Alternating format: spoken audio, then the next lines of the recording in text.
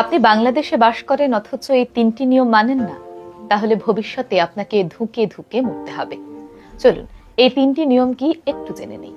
1 নম্বর, নিজের জীবনের সিদ্ধান্ত অন্য কাউকে নিতে দেওয়া। অনেকে আছেন দেখবেন 25-এর পরেও তিনি তার জীবন নিয়ে কি ভাবছেন তা নিয়ে পরিষ্কার নয়। কবে বিয়ে করবেন, কবে চাকুরি করবেন, আদৌ চাকুরি করবেন নাকি ব্যবসা করবেন, কিংবা অন্য যে কোনো পেশায় যাবেন। অর্থাৎ ভবিষ্যতে তিনি কোন পেশায় যাবেন, কখন বিয়ে করবেন, কিংবা তার জীবনকে কোন পথে পরিচালিত করবেন, এ নিয়ে তার নিজেরই কোনো সম্যক ধারণা থাকে না।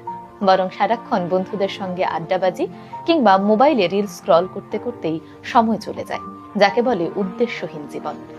তখন আত্মীয় স্বজন থেকে শুরু করে বাকি অনেকেই তার জীবনের সিদ্ধান্ত নেওয়ার সুযোগ পেয়ে যায়। তখন দেখবেন আশেপাশের আত্মীয় স্বজন তাকে সারাক্ষণই জোর করে তার উপর হয় চাকরি চাপিয়ে দিচ্ছেন, দায়িত্ব চাপিয়ে দিচ্ছেন, বিয়ে চাপিয়ে দিচ্ছেন।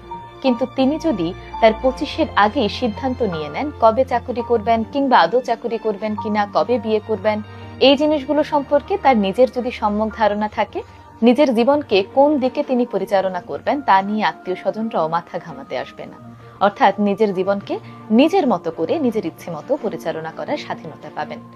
নয়তো সময় চলে গেলে দেখবেন সবাই আপনার মতের বিরুদ্ধেই আপনার উপর অনেক কিছু চাপিয়ে দিচ্ছে।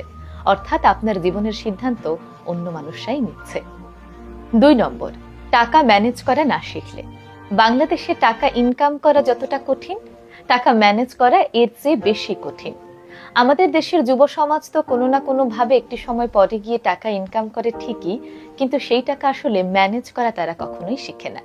যেমন সেই টাকার কত শতাংশ কোন খাতে ব্যয় করবেন, কিংবা কত শতাংশ সেভিংস করবেন, সেভিংস কিভাবে করতে হবে সেই সম্পর্কেও অনেকের ধারণা নেই। ফলে দেখা যায় অনেক টাকা ইনকাম করার পরেও তিনি সেভিংস করতে পারছেন না। কিন্তু অনেকেই আছেন যারা তার চেয়ে কম টাকা ইনকাম করার পরেও সবকিছু যেমন সুন্দরভাবে ম্যানেজ করতে পারছেন, তেমনি সেভিংসও করতে পারছেন। তাই সময় থাকতে থাকতে টাকা ইনকাম করার পাশাপাশি টাকা কিভাবে ম্যানেজ করতে হয় সেটাও শিখবেন। নয়তো দেখা যাবে 30-এর পর হঠাৎ করে আপনার জীবনে এমন একটি ইমার্জেন্সি চলে এসেছে, কিন্তু আপনি অসহায়ের মতো হাত গুটিয়ে বসে থাকা ছাড়া আর কিছুই করতে পারছেন না। 3 নম্বর, স্কিল এবং কনসিস্টেন্সি না থাকা। বাংলাদেশে তো হাজার হাজার গ্র্যাজুয়েট আছে, কিন্তু কয়জন সুখে আছে বলুন তো? চাকুরির পিছনে ছুটতে ছুটতে অর্ধেক বয়স তো এখানেই শেষ হয়ে যায়। তারপর ঘিরে ধরে হতাশা। তাই সময় থাকতে থাকতে সঠিক একটি দক্ষতা অর্জন করুন। বর্তমানে দক্ষতা অর্জনের কোনো বিকল্প নেই। যেমন কম্পিউটার স্কিল হতে পারে, কমিউনিকেশন স্কিল হতে পারে, কিংবা আপনার পছন্দ মতো আপনার শখের যে কোনো কাজ আপনি কিন্তু শিখে নিতে পারেন। কারণ বর্তমানে জবের পেছনে ছোটার চেয়ে আপনি নিজে যদি নিজের দক্ষতাকে কাজে লাগিয়ে ভালো কিছু করতে পারেন, এর চেয়ে বড় সুযোগ কিন্তু আর নেই। তাই বর্তমানে শুধুমাত্র চাকরির পিছনে না ছুটে বয়স থাকতে থাকতে স্কিল ডেভেলপ করতে শিখুন। সেই জিনিস যেমন আপনার ব্যক্তিগত কাজে লাগবে, তেমনি আপনি যদি কোথাও চাকুরিও করেন সেখানেও কিন্তু কাজে লাগবে। তাই নিজেকে আপগ্রেড করতে শিখুন। বাংলাদেশে অ্যাভারেজ হয়ে বাঁচতে গেলে আপনাকে শুধুমাত্র স্ট্রাগল করতে হবে। তাই অন্যদের চেয়ে নিজেকে এক ধাপ এগিয়ে রাখার চেষ্টা করবেন সব সময়। সময় থাকতে থাকতে আপনি যদি এই 3টি নিয়ম না মেনে চলেন, তাহলে ভবিষ্যতে আপনাকে কিন্তু ধুকে ধুকেই মরতে হবে।